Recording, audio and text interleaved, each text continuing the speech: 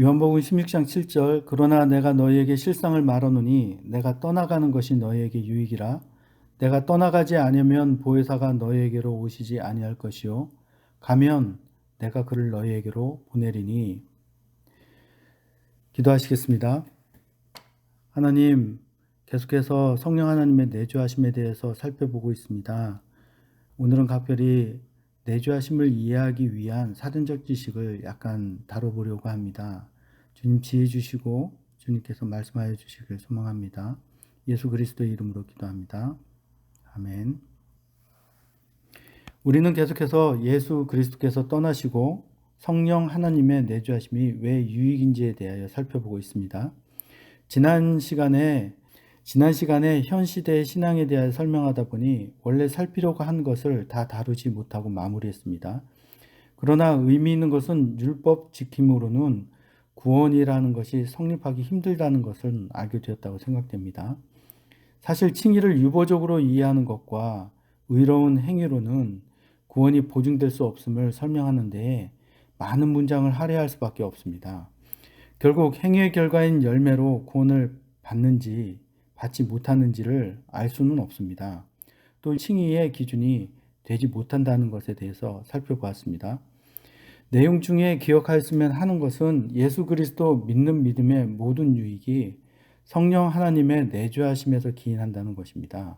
성령 하나님의 내주하심을 근거로 이해하면 우리에게 있는 성화, 칭의, 영생, 하나님의 나라, 임의와 아직 문제, 재림 같은 것들이 아주 심플하고 간결하게 이해된다고 생각됩니다.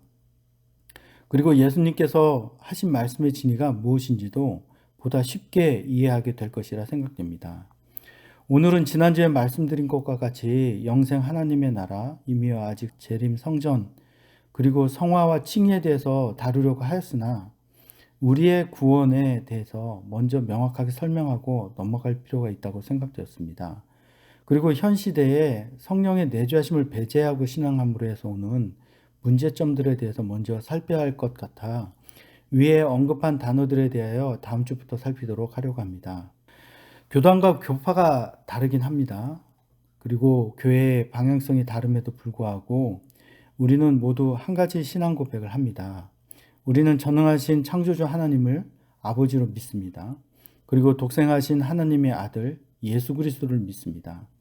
이렇게 기독교 세계에는 예수 그리스도께서 우리를 구원하심에 대한 공통적인 믿음과 신앙 고백이 있습니다. 그 해석이 있어서 약간 다를 수 있다고 생각이 됩니다.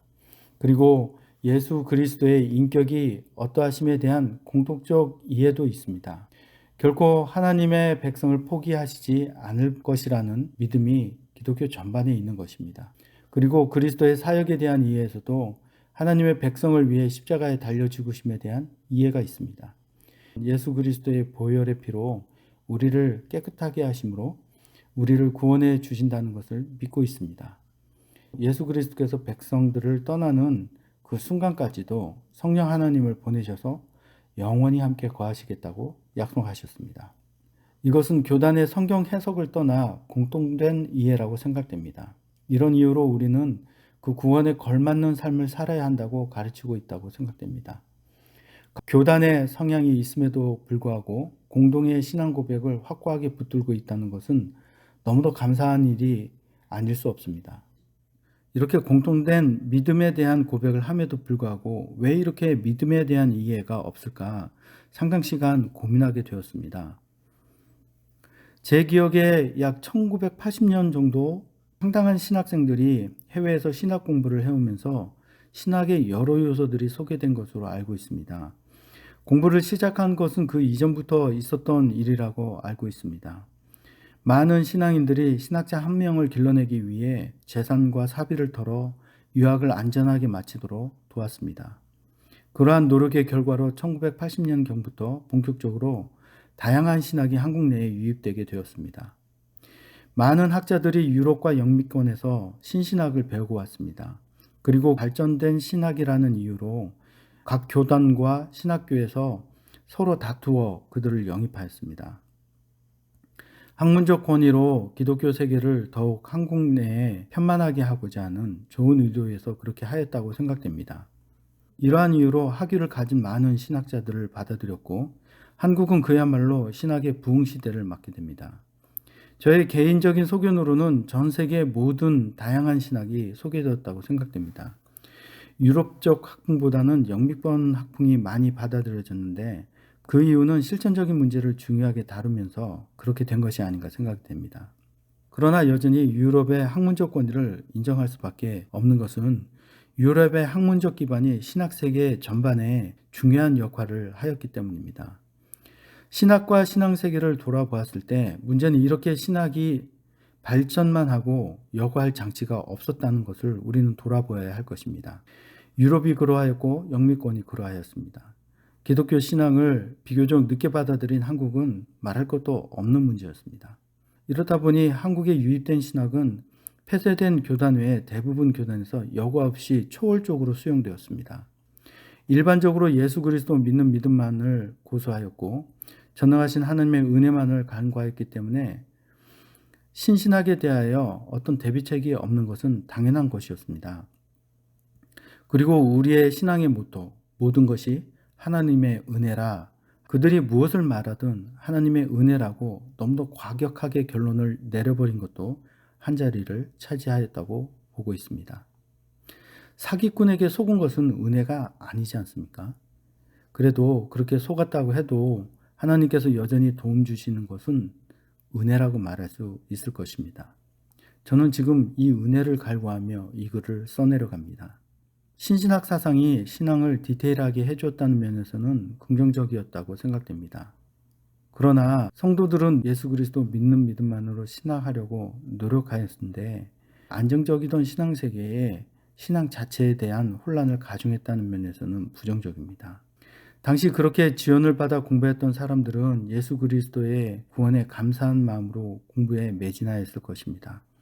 그러나 그렇게 순수한 사람들도 결국에 신신학 사상에 경도되는 것은 시간 문제였던 것입니다. 왜냐하면 그분들도 배우고 있는 그것이 무엇인지 평가할 어떤 기준을 갖추지 못하고 있었기 때문입니다. 그렇게 논문을 쓰고 박사 학위를 얻어 본국으로 귀국한 후에는 교수 활동을 하였습니다. 이러한 배경으로 교단적인 특성과 상관없이 신학이 받아들여지게 되었고 그러한 결과는 잡탕찌개 같은 신학이 전개되게 하였습니다. 신앙의 어르신들에 의해 지적이 없었던 것은 아닙니다. 문제는 이미 지식층을 형성한 학자들은 자신의 나름의 방법으로 각계 교단의 신학과 섞어 적절히 합리화하였다는 것이 큰 문제가 되고 있는 것으로 보입니다. 그 결과가 오늘날 한국교회에 나타난 현상들이라고 생각됩니다. 오늘의 한국교회가 되도록 이끌었다고 생각합니다. 여과력이 없었기 때문에 각자가 바른 신학이라고 말하고 각자 성경을 근거로 신학하였다고 말하였기 때문에 그리고 그것을 지식층을 형성한 그들이 합리적 방법과 논리적 해설로 정당하게 설명하므로 우리는 각자 양심을 맡기고 그들이 마음껏 교수 활동을 하도록 도왔다고 생각됩니다. 배우는 사람들은 기독교의 최고의 용어 순종이라는 미덕으로 묻지도 따지지도 않고 그러한 지식들을 수용하였습니다. 이제 오늘날에 이르러 교회의 많은 문제들을 해결할 방향을 찾지 못하다가 결국 기독교의 사회 기여를 고려하여 도덕이나 윤리에 그 방향성을 둘 수밖에 없게 된 것입니다. 이러한 참상은 기독교의 믿음에 대한 설명이 잘못되었기 때문에 발생한 현상이라고 생각됩니다. 개인적으로 신학 공부의 긴 기간 동안 이것을 더욱 확신하게 됩니다. 앞에서 지적한 잡탕찌개 같은 신학이 한국 내에 교단의 신학과 맞물려 보암직도 하고 모험직도 한 잡탕찌개가 되면서 기독교 신앙을 설명할 수 없게 되었다는 생각을 지울 수가 없습니다. 결국 우리가 헌신해야 하는 기독교 신앙에 대하여 배운 지식들이 오히려 믿음 이해에 대하여 바르게 해설하지 못하게 하는 원인이 되고 있는데 이미 가르치는 사람이나 배우는 사람들이 타성에 젖어 어찌할 수 없는 상황이 되었다고 생각합니다. 정말 은혜를 간구합니다. 이 기독교 세계가 예수 그리스도 믿는 믿음으로 다시 일어서기를 소망합니다. 우리는 하나님의 형상으로 창조된 인격적 존재입니다. 이러한 인격적 존재들은 생각하고 판단하는 독립적 존재이기 때문에 어떤 결론에 이르기까지 시간과 노력을 많이 필요로 합니다. 그리고 그렇게 얻은 결과를 가지고 더 바꿀 수 없는 어떤 확정된 판단 기준을 만들게 됩니다. 그래서 우리는 늘 우리 자신의 판단이 옳다고 생각합니다. 문제는 그렇게 확정된 판단 기준을 갖기까지 제공한 정보에 문제가 공통적으로 있었다면 정보를 취합하는 과정에 바른 방향을 갖지 못했고 그것을 적극적으로 수용하였다면 어떤 결과를 가지게 될까요? 더욱이 믿음으로 모든 것을 해결하려는 것이 기독교 저변에 잔뜩 깔려있는 상태에서 또 여과력이 없는 상태에서 다양한 시료들이 다양한 정보를 가지고 판단을 흐리게 하고 있었다면 지금 어렵게 얻은 확정된 판단의 기준은 맞게 설정되었다고 보기 어렵지 않겠습니까? 우리는 어차피 각자의 소견에 옳다고 판단되는 쪽으로 생각하게 되어 있습니다. 각자의 소견 자체를 부정적으로 보지는 않으려고 합니다. 보다 본질적으로 그 소견이라는 것이 하나님의 말씀을 알고자 골몰하고 골몰해서 나온 것이라면 현대 사상적 그리고 인문학적 영향을 받아 비록의 판단이 조금 흐려졌다 할지라도 긍정적이라고 생각합니다. 그러나 그것은 어디까지나 성경에서 가르치는 내용과 부합할 때의 결론입니다. 우리는 우리가 세운 기준들에 대하여 성경에 물어보아야 할 것입니다. 성경에 묻는다 말하지만 이 말이 사실 진부하다고 생각됩니다. 우리가 지성인인 이상 틀렸을 가능성에 대해서 열어놓을 필요가 있다고 보입니다. 그리고 내 생계의 이권을 언제든지 포기할 생각이 있는지도 자신 스스로 물어보아야 합니다. 왜냐하면 이권과 면식이라는 것이 우리의 판단을 흐릴 때가 종종 있기 때문입니다. 특히나 가족을 소중하게 여기는 우리네 기독교에서 더욱 그렇습니다. 가능성을 열어두고 함께 한 걸음 한 걸음 나아가기를 원합니다. 우리를 영원한 사망에서 벗어나게 해준 우리의 기독교 세계가 자초하지 않기를 소망하는 마음입니다. 이제 화제를 좀 다른 쪽으로 돌려 성경 연구하고 싶어하는 우리 자신에 대해서 살펴보겠습니다. 우리의 신앙은 예수 그리스도로부터 시작되었기 때문에 여호와 하나님의 말씀인 성경을 당연히 연구하고 싶어 합니다. 그리고 갈망이 있습니다.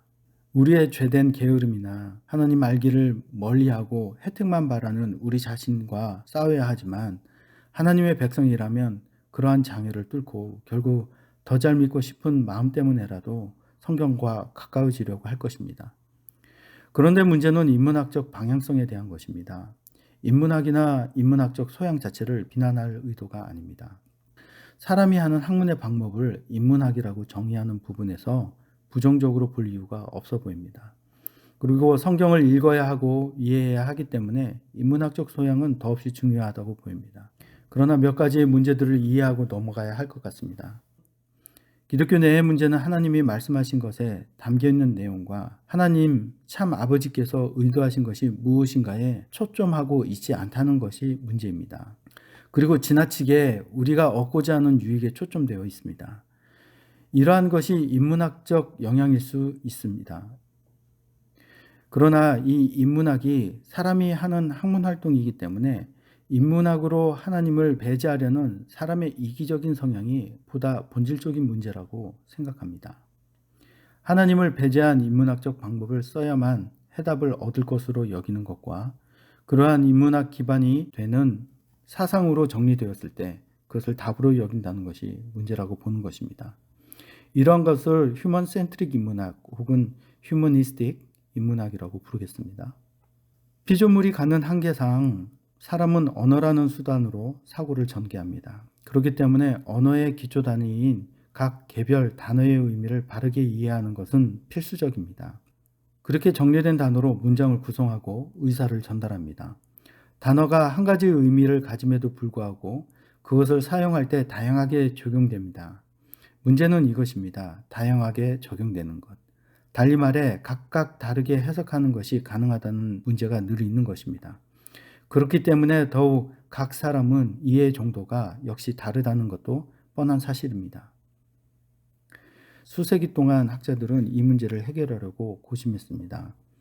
학문함에 있어서 언어를 사용해 정확한 개념을 전달하는 것을 중요하게 생각한 것입니다. 학문이 이러한 쪽에서 고심하다 보니 기본적인 단어가 갖는 의미와 그 뜻을 파악해내는 데 집중하게 되는 것입니다. 다른 언어를 배울 때 더 잘 이해되고 깊이 이해되는 것은 언어가 갖는 탁월성 때문이 아니라 학습하는 사람이 그 단어를 익히기 위해 유심히 살피고 골몰하기 때문인 것입니다. 의미의 기본 단어인 단어를 이해해야 자신의 의사를 전달할 수 있기 때문인 것입니다. 하나님께서도 성경을 통해 분명하게 우리에게 전달하고 싶은 것이 있습니다.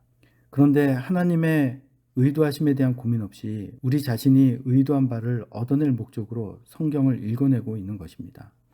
그리고 그렇게 얻어낸 결론을 가지고 성경의 내용을 재구성하고 있는 것입니다. 이것은 기독교 세계의 학문 전반에 나타나고 있습니다. 우리의 믿음이 휴먼 센트릭 인문학 방법으로 발생된 것일까요? 아니면 발생한 믿음을 인문학으로 해석하는 것일까요? 성경과 우리의 신앙 이해는 인문학적 이해와 방법론으로 발생된 것이 전혀 아닙니다. 우리는 단지 우리의 신앙이 무엇인지 이해시키기 위해 그 방법을 차용한 것입니다. 차용되었다는 것을 꼭 기억하였으면 좋겠습니다. 주객이 전도된 것을 받아들일 수 없는 이유가 여기 있는 것입니다. 신앙은 인간 중심의 인문학 방법으로 제정되어야 하는 것이 아닙니다. 우리의 신앙의 이해가 이러한 방식에서부터 우리에게 온 것이 아니기 때문입니다. 예수 그리스도를 믿는데 어떻게 그 믿음이 우리에게 있는지 알 방법이 없습니다. 삼위일체 하나님을 설명할 방법은 더더욱 없습니다. 성령 하나님의 내주하심 또한 마찬가지입니다. 단지 우리가 이해할 수 있는 언어로 설명하는 것뿐입니다. 그 이상도 그 이하도 아닌 것입니다. 이 말의 의미를 이해하시겠습니까? 이해시켰기 때문에 믿음이 생긴 것이 아니라 믿기 때문에 이해가 되는 것입니다. 인식구조의 변화 시리즈에서 계속 언급하고 있는 것과 같이 예수 그리스도를 믿는 믿음과 믿음의 결과로 우리의 인식구조에 획기적인 변화가 있었다는 것을 명확한 사실이라고 생각됩니다. 인식의 근본 방법이 바뀐 것이 신자의 상태입니다. 그래서 믿음의 모든 것이 인문학적으로 설명될 때에도 이해가 되는 것입니다. 우리가 갖고 있는 신앙에 대하여 이해하는데 우리가 인문학적 인식 방법에 익숙해서 믿음에 대하여 인문학적 방법으로 설명하는 것이 이해가 빠를 수도 있다고 생각됩니다. 그러나 이 단순한 사실, 예수 그리스도를 믿는 믿음이 있다는 것은 기적이라고밖에 설명할 수가 없게 됩니다. 이 신비의 것을 우리가 쓰는 언어로 기술하려고 하기 때문에 분량이 많아지는 것입니다. 분량이 많아지니 실수가 많아지는 것입니다. 우리는 예수 그리스도의 십자가 사건으로 구원을 받았습니다. 십자가에서 이루신 예수 그리스도의 사역으로 인해 신자들에게 구원의 길이 열린 것입니다. 신자가 될 수 있는 길은 예수 그리스도를 믿는 것뿐입니다. 그리고 이 예수 그리스도를 믿는 믿음으로 구원을 받는 것입니다. 이제 각 개별 기독교 단어의 사용 문제에 대해서 다루어 보겠습니다. 문제는 우리가 아는 구원이라는 단어를 각 개별 요소로 나누었을 때입니다. 이렇게 나눠진 단어들을 구원의 과정이라고 쓰기도 하고 구원의 서정이라고 쓰기도 합니다. 그 유명한 철로 역정 같은 것도 이것에 준해서 작성된 서적인 것입니다. 바로 이 분리된 구원의 요소들을 해석하는데 인문학적 방법론이 쓰이고 있습니다. 앞으로 더 말할 기회가 있겠습니다만 칸트 이후에 보이지 않는 것, 경험될 수 없는 것은 말하지 못하게 되었습니다. 설명될 수 없는 것으로 정의되었습니다. 그래서 우리의 신앙의 방향이 경험되는 것에 집착하게 되고 보이지 않는 것을 보이게 하려고 노력하는 것인지도 모르겠습니다. 구원을 세분화한 단어들은 부르심, 중생, 회개, 믿음, 칭의, 양자, 성화, 견인, 영화 같은 것들입니다. 이 용어들 자체는 직간접적으로 성경에 나오기 때문에 사용하는 데는 무리가 없어 보입니다.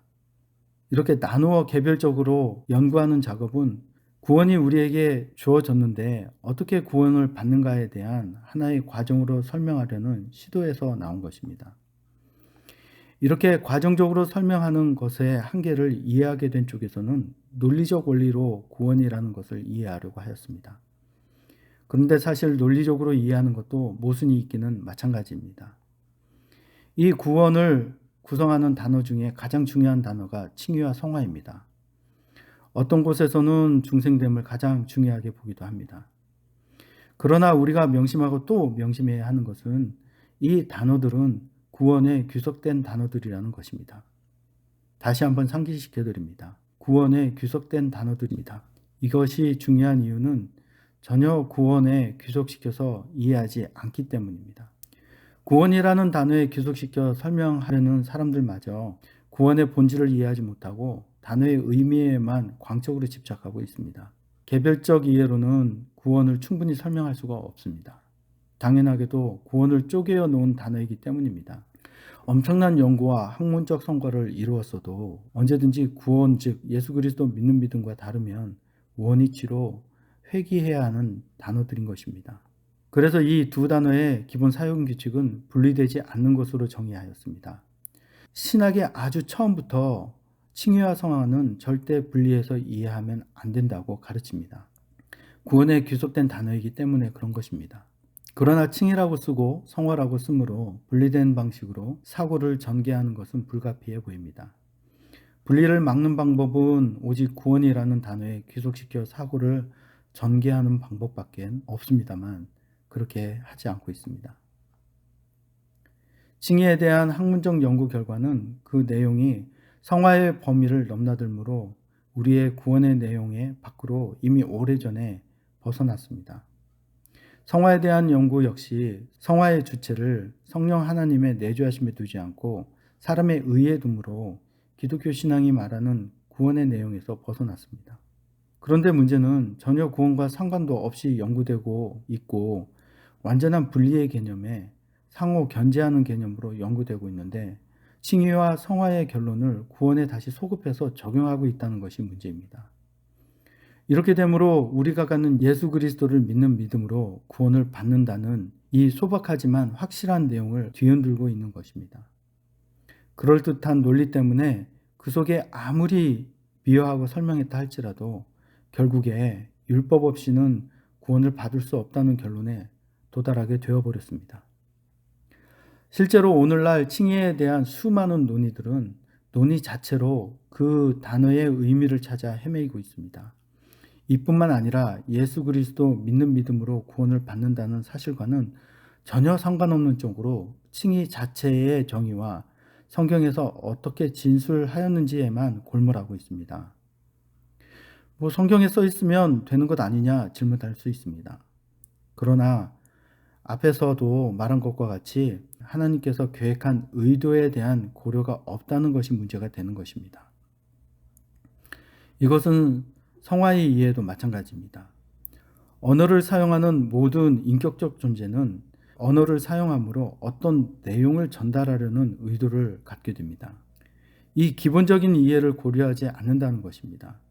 칭의와 성화는 모두 구원을 의미하는 것인데 칭의는 칭의대로 흘러가고 성화는 성화대로 흘러가고 있다 보니 칭의를 성화의 개념 대신에 치환해서 사용하는 정말 무지막지한 작업까지 벌어지고 있는 것입니다. 결국 칭의도 성화도 모두 율법 준수의 당위성으로 귀결되는 것을 보면서 정말 좌절스럽기까지 합니다.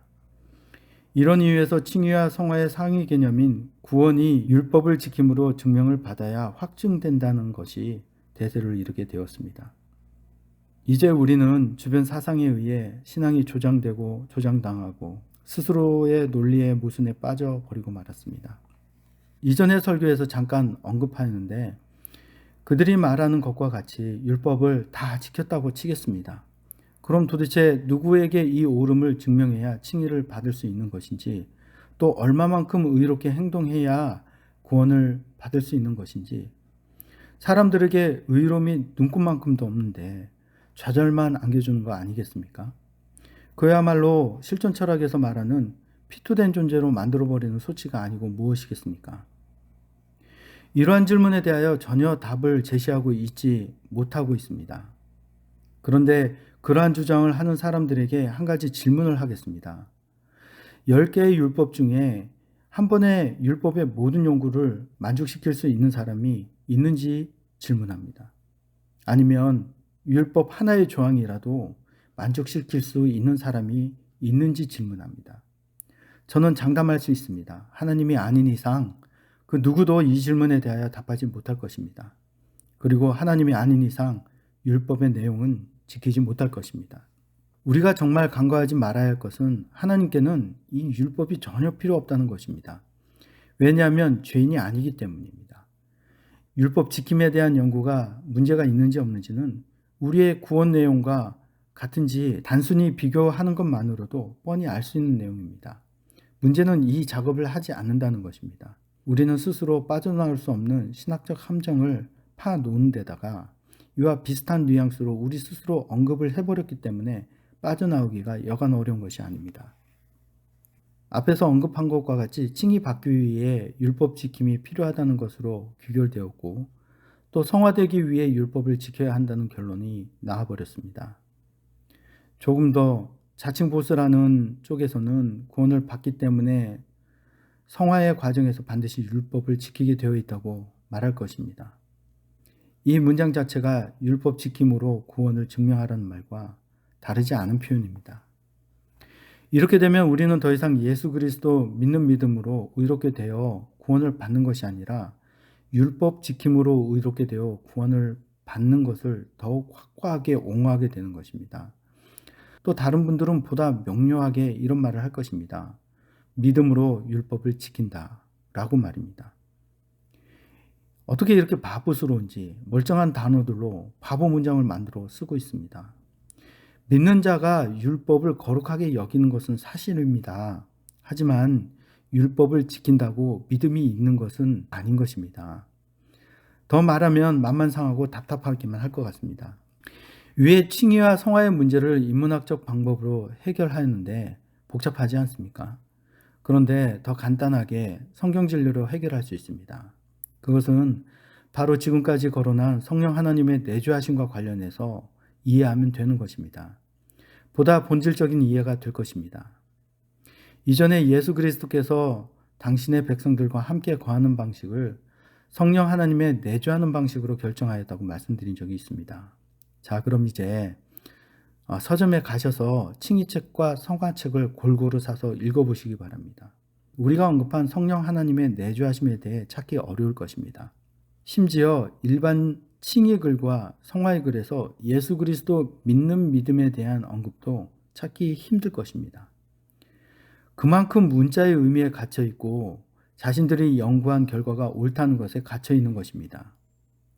여러분들은 아마도 직감적으로 느끼실 수 있을 것입니다. 확실히 성령 하나님의 거하심과 연계해서 연구되고 있지 않고 각 개별 단어를 중심으로 연구하고 논의하고 있다는 것을 말입니다. 우리가 말하는 예수님은 결코 포기하지 않으신다는 것은 한 번 구원받은 사람은 영원히 포기하지 않는다는 것을 의미합니다. 손목과 손목을 잡아 벼랑 끝에 매달려 있는 우리를 결코 떨어지지 않게 하신다는 것 자체가 구원에 대한 예수 그리스도의 인격적 의지를 말하는 것이 아니겠습니까? 예수 그리스도의 인격이 우리를 결코 포기할 수 없고 예수 그리스도의 사역이 결코 우리를 벼랑 끝에 매달려 있게 하지 않을 것입니다. 이것은 성령의 내주하심으로 예수 그리스도께서 우리와 영원히 함께 하시기 때문입니다. 성령 하나님의 내주하심을 이해하지 못했는데 어떻게 영생을 이해하겠습니까? 어떻게 한 번 칭의로 그 효력이 영원함을 설명하겠습니까?